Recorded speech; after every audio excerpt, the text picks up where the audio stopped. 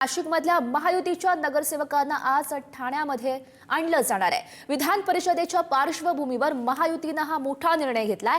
महायुतीच्या सर्व मतदारांना ठाण्यामधल्या अज्ञात स्थळी ठेवण्याचा निर्णय घेण्यात आलाय। नाशिकमधल्या बैठकीमध्ये मंत्र्यांकडून मतदान प्रक्रियेबाबत विशेष मार्गदर्शन सुद्धा केलं जाणार आहे। महायुतीच्या अधिकृत उमेदवारालाच मतदान करण्याच्या स्पष्ट सूचना देण्यात आल्यात। गोकुळ गीते प्रकरणानंतर महायुतीकडून ही अधिकच कडक रणनीती बघायला मिळते। मतफुटी रोखण्यासाठी महायुतीचे ऑपरेशन ठाणे मोहीम राबवण्यात आली आहे। बंडखोरीच्या नंतर आता नाशिकच्या निवडणुकीमध्ये हॉटेल पॉलिटिक्स रंगणार आहे। याविषयी अधिकची माहिती जाणून घेऊयात। आमचे प्रतिनिधी किरण ताजणे आपल्या सोबत आहेत। किरण,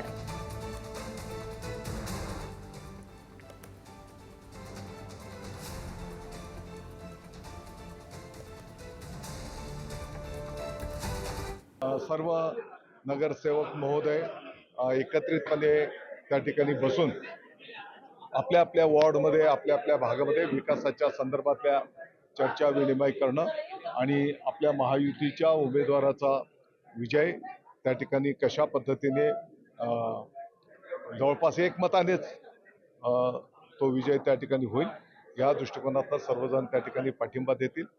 दराडे साहेब यांना महायुतीचे उमेदवार म्हणून समोर कुठल्याही प्रकारची उमेदवारी कोणाची नाहीये, पण माघार घ्यायला विलंब झाल्यामुळे जे 2-3 नावं येतील, पण आम्ही महायुती म्हणून सगळेजण तो महायुतीचा धर्म अतिशय काटेकोरपणे पाळणार असा शब्द या सगळ्यांच्या वतीनं आम्ही मंडळीने दिले। तर पुन्हा एकदा मी आमचे प्रतिनिधी किरण ताजणे यांच्याकडे जाते। किरण, आपण बघतोय नाशिकमधील महायुतीच्या नगरसेवकांना आज ठाण्यामध्ये आणलं जाणार आहे। काय अधिकच्या अपडेट्स आहेत या संदर्भातल्या?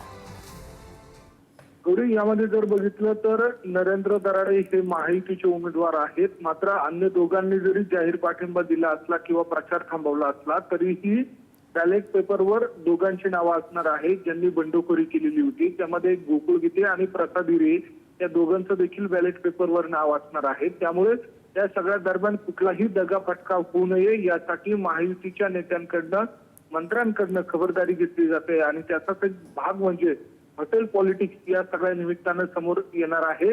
आजच्या दिवशी या सगळ्या महायुतीच्या मतदारांना ठाण्यामध्ये एका अज्ञात स्थळी हलवलं जाणार आहे। त्या ठिकाणी त्यांना ज्या दिवशी मतदान आहे त्याच दिवशी आणलं जाणार आहे अशा स्वरूपाची माहिती मिळते। त्यामुळे महायुतीच्या नेत्यांकडनं काल रात्रीच्या वेळेला झालेल्या बैठकीमध्ये हा निर्णय घेण्यात आलेला आहे आणि कुठल्याही पद्धतीची दगाफटका होणार नाही याबाबतची काळजी या सगळ्या निमित्तानं घेतली जाते।